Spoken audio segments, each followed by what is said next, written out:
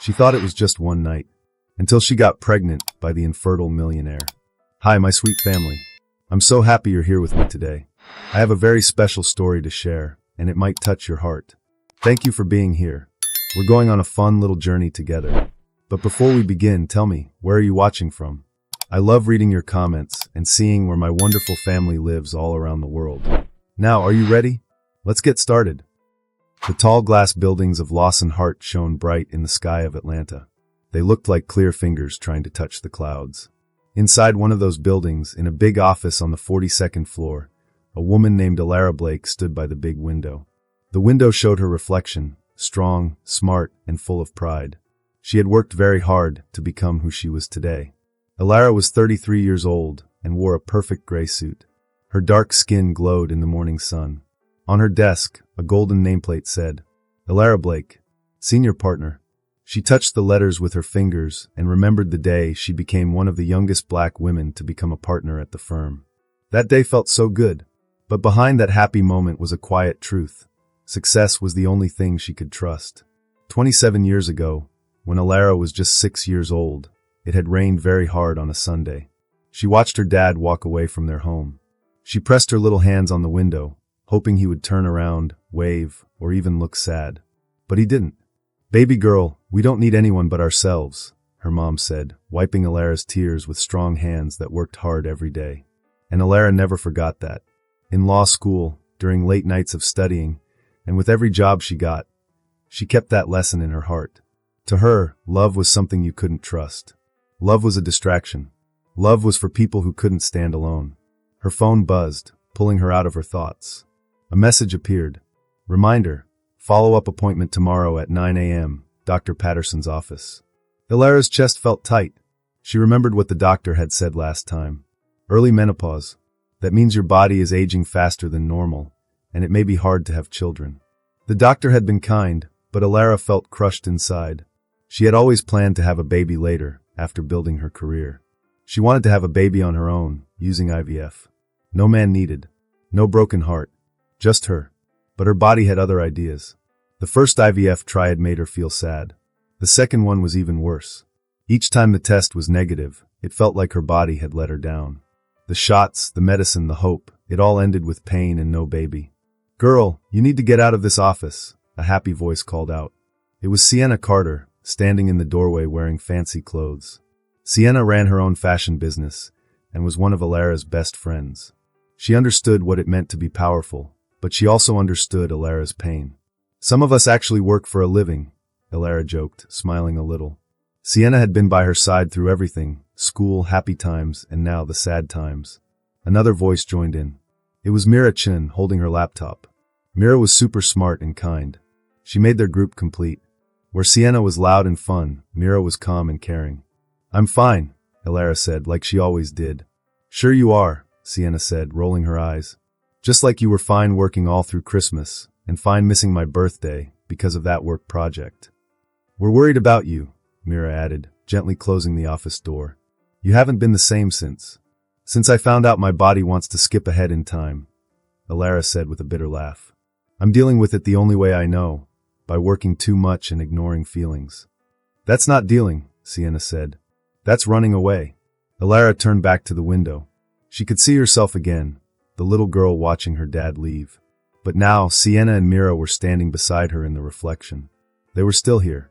They weren't afraid of her tough shell. What do you want me to say? Alara asked. That I'm scared? That every time I see a mother with her child, my chest hurts. She put a hand to her heart. Let us in, Mira said softly. You don't have to be strong all the time. Being strong is all I know, Alara whispered. That's what Mom did when Dad left. You stay strong or fall apart. There's no middle. Maybe there is, Sienna said gently. Maybe strength is also letting others help you. Alara felt tears in her eyes, but she blinked them away. In her reflection, she still saw that little girl, but this time, she wasn't alone. I don't know who I am without a plan, she said. I wanted to have a baby on my own, be the kind of mom I wished I had. Strong. Present. Now I don't know what to do. We make a new plan, Mira said, her voice steady. Together. And step 1, Sienna said, pulling a fancy envelope from her bag, is getting you out of this tower. What is this? Alara asked. The fanciest dinner party of the year. I got us invited. I don't have time for parties, Elara said weakly. Make time, Sienna and Mira said together. Looking at them, Sienna full of fire and Mira full of kindness, Elara felt something change inside. Maybe they were right. Maybe it was time to stop running from what she couldn't fix and walk toward what she could. Fine, she said at last. But I'm not wearing pink. Honey, I already have the perfect green dress for you, Sienna grinned. As they talked about the party, Elara felt her heavy heart get a little lighter.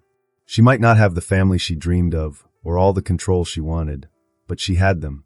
2 women who loved her enough to stay, to help, and to believe in her. Maybe that was a kind of family too. That weekend, the Buckhead Club's rooftop garden sparkled like stars had fallen from the sky. Fancy lights hung from wooden frames, glowing against the night. Rich and famous people walked around, laughing and talking. Elara stood at the entrance, trying not to run away. She wore the deep green dress Sienna picked. It felt soft and strong, just like her. The dress hugged her in all the right places and made her feel beautiful. Her hair was styled perfectly, and her gold earrings sparkled. Stop thinking about work, Mira said, smiling beside her in a dark blue dress. You look amazing. Let yourself enjoy this. I'm not thinking about work, Elara lied. Just then, Sienna arrived in a bold red dress. She looked like a queen. Ladies, the night is ours, she said. And Elara, I saw 3 very handsome billionaires already. You're welcome. I'm not here for men, Elara said. But her eyes wandered anyway. Across the rooftop stood a man who looked different from the rest. He was tall and wore a black suit that fit perfectly. His face looked like it belonged in a painting, strong jaw, deep eyes, and hair touched with silver. That's Gabriel Morrow, Mira whispered. He's the CEO of Morrow Capital. He turned his grandpa's small business into a billion-dollar company before he turned 35. And he's been single since his divorce, Sienna added with a smirk. I don't care, Elara said quickly and turned away. But he had already seen her. Their eyes met, and something sparkly passed between them. Elara turned toward the bar. She ordered a glass of red wine. Make that 2, a deep voice said behind her. It was Gabriel. His voice was smooth and had a little French sound to it. Up close, he looked even more handsome. I'm not interested, Elara said before he could say more. He smiled. In the wine. It's a good kind. Elara almost smiled too. Whatever this is, she said, waving between them. I don't do small talk with billionaires. Good, he said. I hate small talk too. Let's talk about something real. Like why a strong woman who doesn't like parties would wear a dress that turns every head. His guess was too close. She didn't know how to answer. Maybe we should ask why a man who could talk to all the powerful people here is standing with a stranger, she said. Because you're the only real one in the room, he said softly. I know what it's like to wear armor. You read about me? She asked. Only about women who look at me like they're about to start a court case, he said with a chuckle. They moved to a quiet corner of the rooftop. Maybe it was the wine or the soft night air or the way he really looked at her, not just her face or her job, but her. Elara found herself talking. And he talked too. They shared stories about law and dreams, art and family. He told her about growing up in Paris and New York, and about the pressure to be perfect. My ex-wife and I tried for years to have a baby, Gabriel said quietly. The doctors, the treatments, the waiting, it breaks something inside. Makes you feel like you can't control anything. Elara's heart skipped a beat. She didn't expect to hear this. It felt like someone had said her own feelings out loud. I know how that feels, she said softly, surprised that she was telling the truth. Gabriel looked into her eyes, and something changed. It felt like they were the only 2 people on the busy rooftop. Everything else disappeared. Later, Elara wouldn't be able to remember who moved first. But suddenly, they were in Gabriel's fancy apartment. Elara's back was against the door. Gabriel's hands were in her hair. Their kiss was strong and full of feelings, like they both felt alone and finally found someone who understood. We shouldn't, Elara whispered, even though she pulled him closer. Probably not, Gabriel said as he kissed her neck. Tell me to stop. But Elara didn't say anything. Instead, she let herself enjoy the moment. She let herself feel his warm touch, his strong arms, the way he made her feel strong and soft at the same time. What they shared wasn't just about hugging and kissing. It felt like their hearts were talking without using words. Later, Elara was lying in the bed. Gabriel was asleep next to her with his arm around her. His face looked calm and younger. He looked soft and kind, but also a little scary because she knew this meant something. The sun was rising, and Alara quietly got out of bed. She got dressed quickly, putting her strong mask back on. At the door, she looked at him one last time and tried to remember his face, even though she told herself to forget it. It was just one night, she whispered to him as he slept. Her voice was steady, but her heart was shaking. Then she left quietly, leaving only her perfume behind and the memory of what could have been. In the taxi, Alara leaned her forehead against the cool window and watched the city wake up. She got what she wanted, just one night, no strings, no problems. But why did it feel like she lost something she didn't even know she was looking for? Her phone buzzed. It was Sienna and Mira checking on her. She didn't reply. She closed her eyes. She was Alara Blake. She didn't believe in love, sadness, or regrets. She had a life to live, work to do, and dreams to follow. If her dreams now had memories of Gabriel's kind eyes and gentle hands, well, she would have to forget them. 6 weeks after the big party, Alara sat on the edge of her bathtub. She was staring at the third pregnancy test she had taken that morning. All 3 were positive. The first test felt like a mistake. The second seemed broken. But 3 meant it was real. Her hands shook as she thought about the dates. The doctor visits and failed baby tries were months ago. That meant only one thing. One night. One moment of weakness. One big change to her careful, perfect life. This can't be real, she whispered to herself. But the woman in the mirror looked just like her. She looked scared, happy, and confused all at once. After all those years of trying to have a baby, it just happened. Naturally. Unexpectedly. Like a miracle. Her phone buzzed again. Another message from Sienna. Alara had skipped brunch again. But she didn't tell Sienna or Mira about that night with Gabriel. She didn't tell anyone. It was easier to pretend it never happened. But now she put a hand on her belly. It was still flat, but something inside her was changing. Not just the baby, but her heart too. She had always wanted this. A baby of her own. No one to leave them. No one to hurt them. This was a gift. A surprise. A twist in her story. "We'll do this together, little one," she whispered. "Just us." She made her choice. Gabriel didn't need to know. He was just one night. Nothing more. Alara had everything she needed. She was strong, smart, and ready to do this on her own. Just like her mom did. Alara got busy. She picked a doctor. She looked for baby things. She planned her work break. At 12 weeks, she finally told her friends. They were having dinner at Alara's house. "You're what?" Sienna gasped, nearly choking on her water. "Pregnant," Alara said calmly. 3 months along. Mira gave her a look. That would be around the time of the gala. "Nothing happened that matters," Alara said quickly. "I'm doing this alone." Her friends looked at each other, but didn't ask more. Instead, they hugged her and started talking about baby showers and cute baby clothes. Everything was going well, until the Morton Tech meeting. Alara was the lead lawyer. But she didn't know that Morrow Capital, Gabriel's company, was part of it. She didn't know Gabriel would be there. When he walked into the big room, Alara's heart jumped. But she kept her face calm. They looked at each other from across the table. Gabriel looked just like she remembered. Maybe even better. He recognized her. His face changed, first surprised, then hurt, then serious. The meeting started. They both acted like professionals. 2 hours later, Alara got up to leave. But her hands were shaking. She didn't feel good. She thought the morning sickness was over, but it came back strong. As she walked toward the elevator, everything started spinning. The last thing she saw was Gabriel's worried face rushing toward her. Alara woke up in the hospital. She heard voices outside the room, Gabriel, Sienna, and Mira. She tried to sit up, but felt sick again. A nurse came in. "Miss Blake, how are you feeling?" "The doctor will be here soon. You and the baby are both fine." Gabriel's voice filled the room. He was standing at the door. His face was full of emotions. "You're pregnant?" The nurse looked confused and left to give them privacy. Sienna and Mira wanted to stay, but Alara asked them to go. This was between her and Gabriel. "How far along?"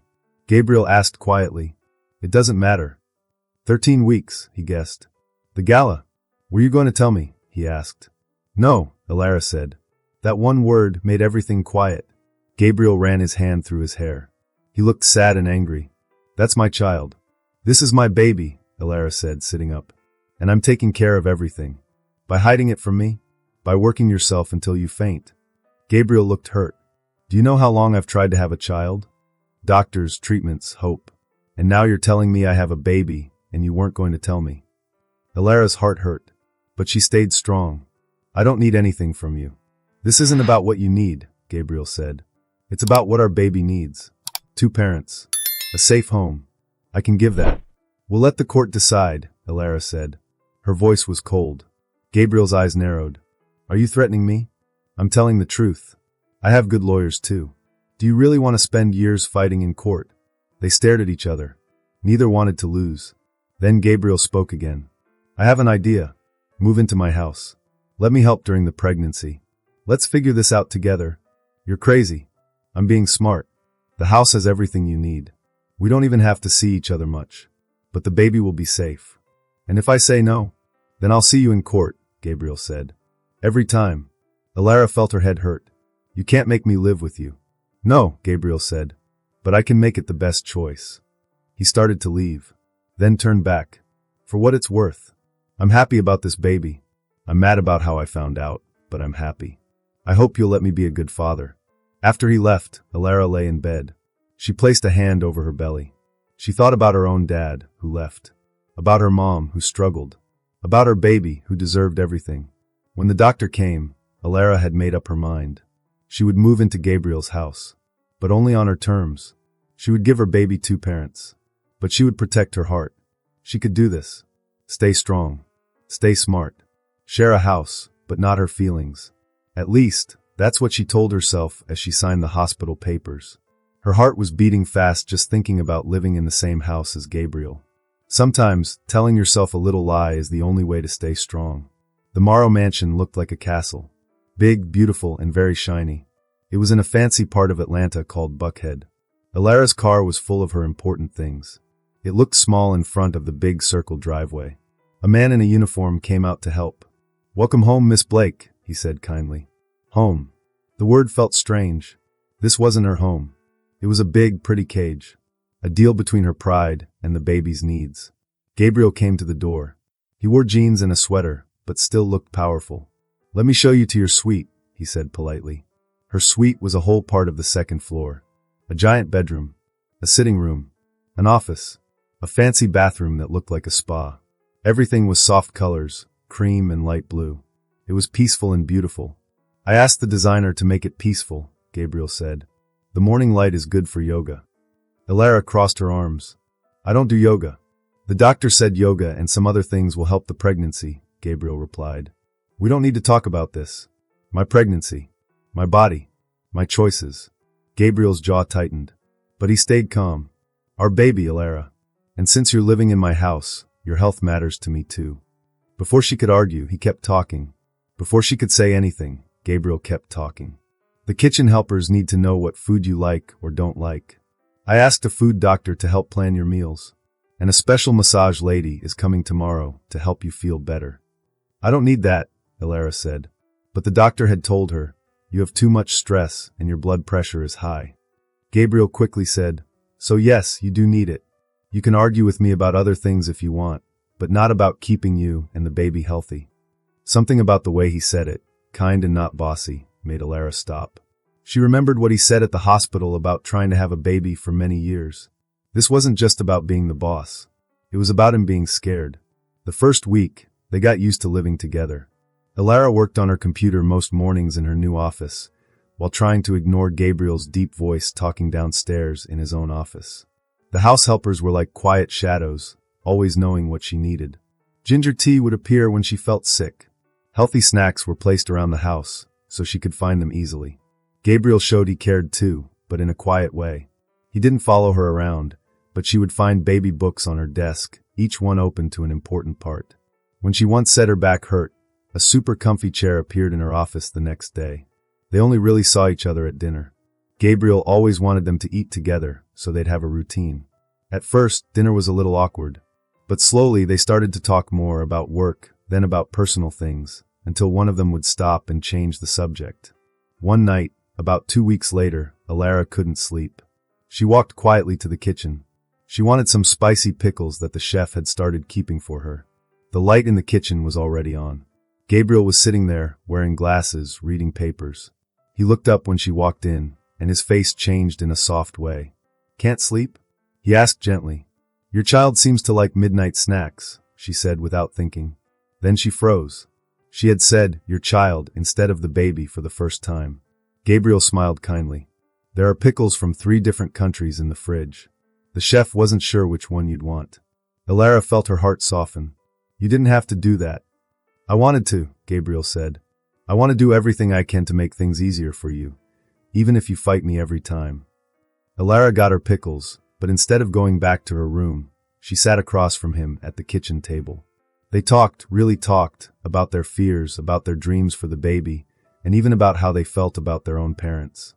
"My dad left when I was 6, Elara said. "He just walked away and never came back." Gabriel reached over and held her hand. "I'm not him, Elara. I'm not leaving." His hand was warm. Elara felt something strong and sweet move up her arm to her chest. Their eyes met. For a moment, it felt like all the walls between them had vanished. Then the baby kicked, for the very first time. Elara gasped and quickly grabbed Gabriel's hand, placing it on her belly. Gabriel's eyes lit up with wonder. He stood, walked around the table, and knelt beside her chair, still holding her belly. The baby kicked again. Tears filled Gabriel's eyes. "Thank you," he whispered. He looked at her with so much emotion that Elara had to look away. But their hands stayed together on her belly, and something new grew in that midnight moment. Something they weren't ready to say out loud, but both could feel. As Elara's belly grew bigger into the 6th month, the big house didn't feel scary anymore. It started to feel like a safe home. The helpers didn't feel annoying anymore. They felt helpful and kind. But what surprised Elara most were the changes in Gabriel. One Saturday afternoon, she heard soft music coming from the baby's room. She walked to the door and stopped, her heart skipping. Gabriel was inside, wearing old jeans and a t-shirt with paint on it. He was painting the walls a soft gray color. There were no helpers, no fancy designers, just him and a paint roller. He saw her and gave a shy smile. There was even a paint smudge on his cheek. "I wanted to do this myself," he said. "My dad never had time for this kind of stuff. I always told myself I'd be different." Elara walked in and touched part of the wall that was already dry. "It's perfect," she said softly. "It feels warm and cozy, like a blank page ready for happy memories." Gabriel looked at her. "I thought maybe you'd want to help. There's another roller." Elara knew she should say no. She should keep her distance. But instead, she rolled up the sleeves of her maternity shirt. "Show me how." They painted together in peaceful silence. The music played like a hug around them. Sometimes their arms would touch, and they'd smile at each other. It felt sweet and close. Gabriel reached out to wipe a bit of paint from her nose. His hand stayed there a moment too long. Elara's heart thumped. A week later, a big thunderstorm knocked out the power. Only small lights stayed on. Gabriel was setting up candles in the living room. "I thought we could play a game," he said, holding up a Monopoly board. "Unless you're too scared to lose?" Elara smiled. "You clearly haven't played against a lawyer before." They sat on the floor. Elara was wearing one of Gabriel's soft sweaters because it was chilly. It smelled like him. They started to play, but soon the game didn't matter. They were talking more, laughing, and sitting closer. "Your turn," Gabriel said. But Elara didn't roll the dice. She just looked at him, his kind eyes, his strong face, the lips she remembered from their first night. "Elara," he said softly. Then he kissed her. Not like their first kiss. This one was gentle, full of care. She should have stopped him. She should have said this was just an agreement, nothing more. But instead, she kissed him back. Her hands held his shoulders. His arms wrapped around her, like she was the most precious thing in the world. "I'm falling for you," Gabriel whispered. "I've been falling since that first night. And every day it gets worse." Fear filled Elara's chest. "Don't," she said, pulling back. "We can't." "Why not?" he asked. "Because you're scared? Because your dad left?" He touched her cheek gently. "I'm not him, Elara. I'm here. I'm not leaving." Before she could answer, a sharp pain hit her belly. She gasped and held her stomach. "Elara?" Gabriel said quickly. "What's wrong?" "Something's not right," she said through gritted teeth. "The baby." The next few hours flew by in a blur, doctors, hospital rooms, tests. The doctors said she was having early contractions because of stress. It wasn't too dangerous yet, but it was a warning. Gabriel stayed the whole time. He held her hand. He didn't act like a rich boss. He was just a kind, scared man trying to help. "I don't want to lose this baby," Elara whispered that night in the hospital room. "I can't lose our child." "You won't," Gabriel said. "We won't. But you have to let me help you, Elara. Let me really be there. not just as someone who shares a house, but as someone who loves you. The word love felt big in the quiet room. Elara looked at their hands, still holding each other. His thumb gently traced circles on her skin. "I'm scared," she said. "Not just about the baby. I'm scared of trusting someone and being wrong." "Then we'll be scared together," Gabriel said. "I'd rather be scared with you than safe without you." She looked up at him, really looked. He wasn't just a powerful man anymore. He was a man with his own fears, choosing to be brave with her. "Stay," she whispered, making space on the narrow bed. He gently gathered her into his arms, one hand resting over their baby. "Always," he said. The next morning, they went home with orders for Elara to rest and avoid stress. But something had changed. Elara's walls, the ones she built to protect herself, were starting to fall. And in their place, something new was growing. Something soft and strong and real. Just like the baby growing inside her. The appointment that afternoon changed everything. The technician moved the wand across Elara's belly, then paused, a smile spreading across her face. "Well," she said, "looks like you've got quite a surprise here." Gabriel gripped Elara's hand tighter. "Is something wrong?" "Nothing's wrong," the technician replied. "But you might want to double everything on your baby registry. You're having twins." The world seemed to stop. Elara stared at the screen where two distinct shapes moved, two hearts beating in perfect sync. "Twins?"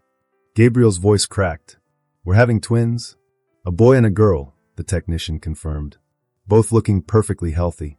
Elara felt tears sliding down her cheeks. Gabriel leaned down, pressing his forehead to hers, his own tears falling freely. "Thank you," he whispered. "Thank you for this miracle. For our family." Family.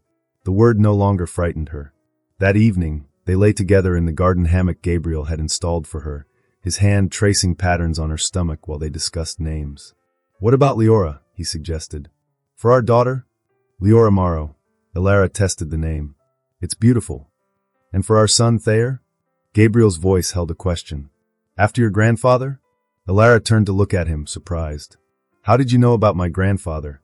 "You mentioned him once months ago. How he was the only male figure in your life who never disappointed you. How he taught you to play chess and believed you could do anything." The fact that he'd remembered, that he'd been paying such close attention even then, made her heart swell. "Leora and Thayer," she said softly. "Perfect." Days melted into weeks, and Elara found herself surrendering to joy. She let Gabriel pamper her, accepted the love that poured from him, and gradually began to return it openly. They spent evenings planning the nursery, now expanded for 2 babies. Their discussions were often interrupted by kisses that grew increasingly passionate. One night, after making love with the tenderness their situation required, Elara traced the lines of Gabriel's face in the moonlight. "I love you," she said for the first time, the words feeling both terrifying and inevitable. Gabriel's breath caught. He pulled her closer, kissing her deeply. "Say it again." "I love you." Stronger this time. "I love you. And it terrifies me and thrills me. And I don't want to fight it anymore." "My brave, beautiful Elara," he murmured against her hair. "You've had my heart since that first night. Every day since then has just been waiting for you to claim it." The next morning, Gabriel surprised her with breakfast in bed and a small velvet box. "This isn't a proposal," he said quickly, seeing her expression. "Not yet. It's a promise."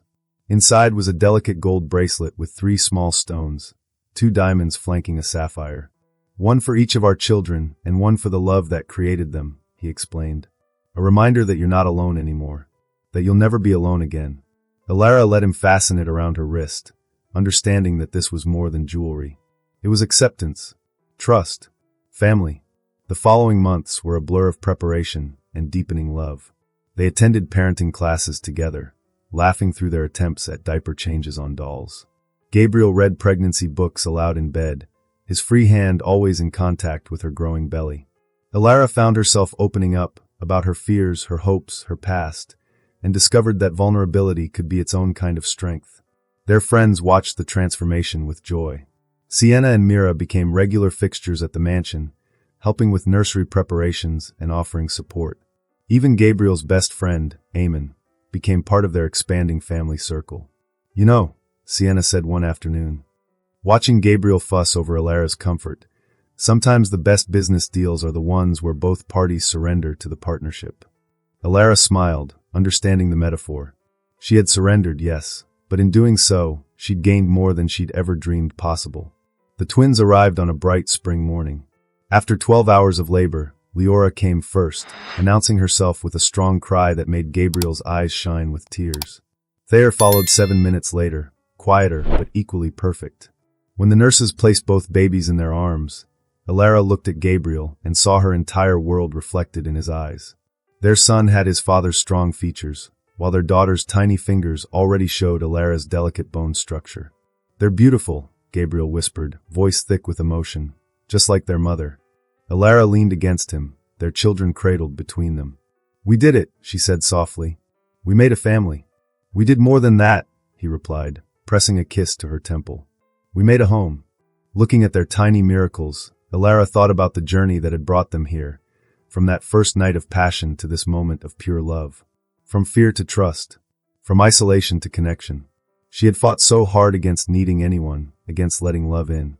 Now, holding her children and leaning into the strength of the man she loved, she understood that true independence wasn't about standing alone.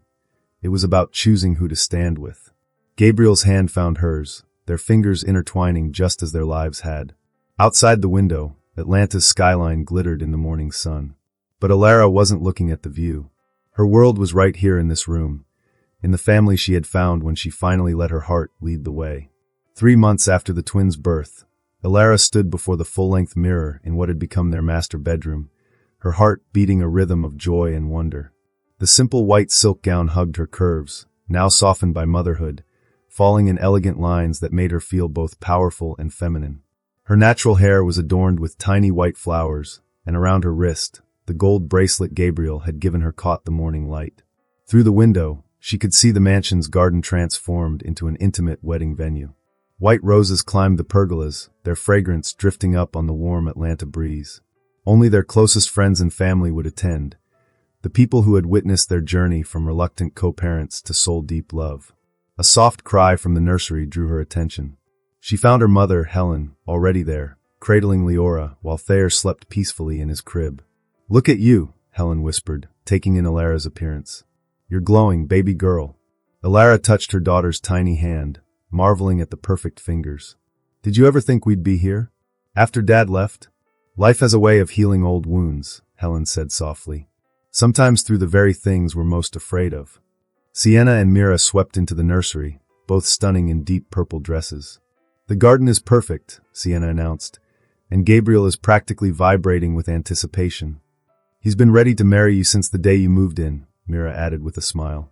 Elara thought back to that first day, how she'd viewed the mansion as a cage. Now it was home, filled with laughter and love and the sweet sounds of their children. "I was so determined to do everything alone," she mused.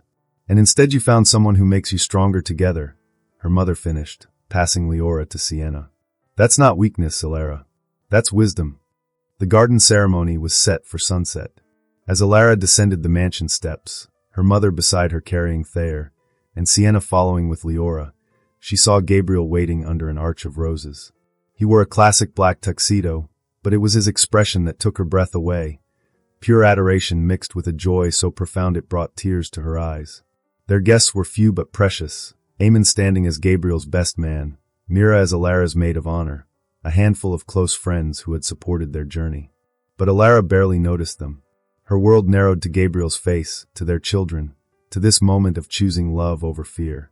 When she reached him, Gabriel took her hands in his. They had written their own vows, but now the carefully prepared words seemed inadequate. "Elara," Gabriel began, his voice thick with emotion. "You came into my life like a storm, beautiful, powerful, unstoppable. You challenged every assumption, broke down every wall, and in doing so you gave me the greatest gifts I could imagine. Your trust, our children, your love.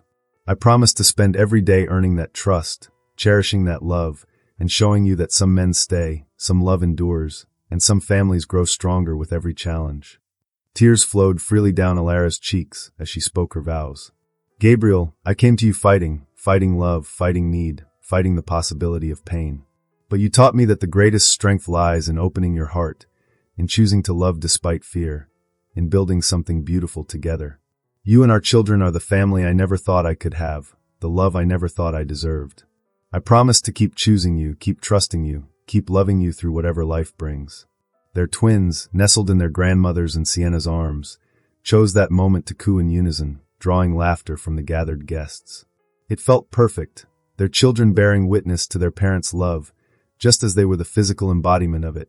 When Gabriel kissed her, now as husband and wife, Ilara felt something settle in her soul. The last walls around her heart crumbled, replaced by the certainty that this was where she belonged. The intimate reception that followed was filled with joy and laughter. Gabriel never strayed far from her side, one hand always touching her waist, her hand, her face, as if he couldn't quite believe she was really his. As the evening stars began to appear, they shared their first dance as husband and wife. The garden lights twinkled like earthbound stars, and the scent of roses wrapped around them like a blessing. "Happy," Gabriel murmured against her hair. Ilara looked over to where their children slept peacefully in their grandmother's watchful care, then back to her husband's loving eyes. "Complete," she answered. "For the first time in my life, I feel complete." They swayed together under the Georgia sky, and Ilara thought about the journey that had brought them here, from that first night at the gala to this moment. From resistance to surrender. From fear to faith. She had once thought love was a weakness, independence the only path to strength. Now she understood that true strength lay in opening your heart, in choosing to build something beautiful with someone who saw all of you.